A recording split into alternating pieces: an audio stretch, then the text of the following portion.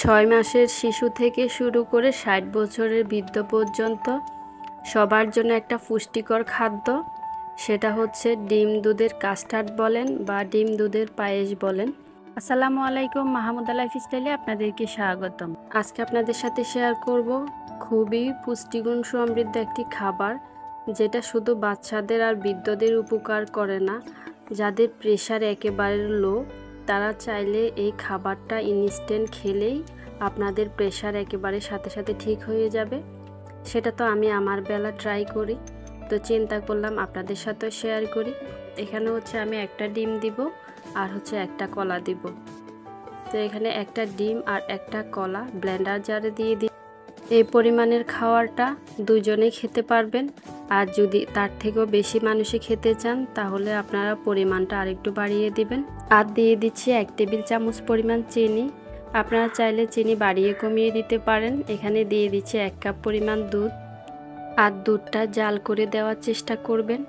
আর এখানে দিয়ে দিচ্ছি 1 টেবিল চামচ পরিমাণ কাস্টার্ড পাউডার, দিয়ে দিচ্ছি 1 টেবিল চামচ পরিমাণ হরলিক্স।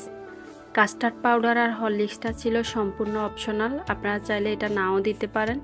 সবগুলো একসাথে ব্লেন্ড করে নিয়েছি। আপনারা চাইলে হাত দিয়ে ম্যাশ করে নিতে পারেন, সেটা একমাত্র আপনাদের উপরে ডিপেন্ড করে। এখানে দিয়ে দিচ্ছি স্বাদ মতো লবণ। আপনারা যদি এভাবে বাচ্চাদেরকে ট্রাই করেন তাহলে বাচ্চারা অনেক বেশি পছন্দ করবে।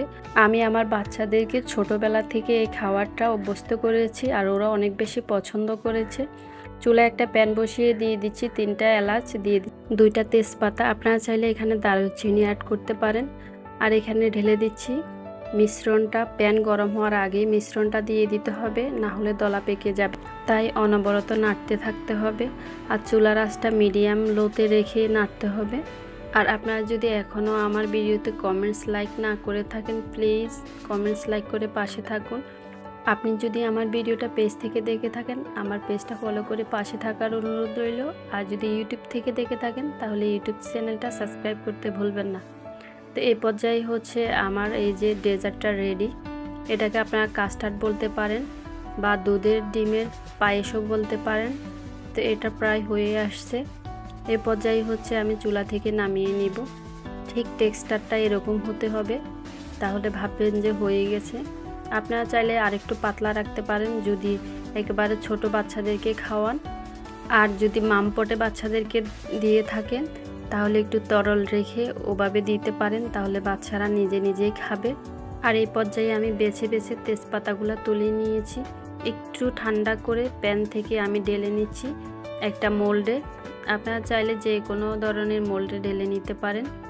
তো এই পর্যায়ে হচ্ছে আমি সবগুলা সেট করে নিব। আপনারা চাইলে এটা ফ্রিজেও রেখে একটু শক্ত করে খেতে পারেন, আর না চাইলে ইনস্ট্যান্ট খেতে পারবেন। উপরে আমি বাদাম দিয়ে একটু করে পরিবেশন করে নিব। আর যে কোনো ধরনের বাদাম বা ফ্রুটস আপনারা ডেজার্টের উপরে দিতে পারবেন, তাহলে দেখতে যেমন সুন্দর, খেতে তার থেকে বেশি ভাল লাগবে। যে কোনো জিনিস দেখতে এবং খেতে দুইটাই সমান হলে তাহলে রুচিতে বাদে। আপনাদেরকে সত্যিই বলতেছি, এই ডেজার্টটা অনেক বেশি মজা। আপনারা চাইলে এটা মেহমানও আপ্যায়ন করতে পারেন। আজ এই পর্যন্ত। ভিডিওটা দেখার জন্য আপনাদেরকে অসংখ্য ধন্যবাদ। আসসালামু আলাইকুম।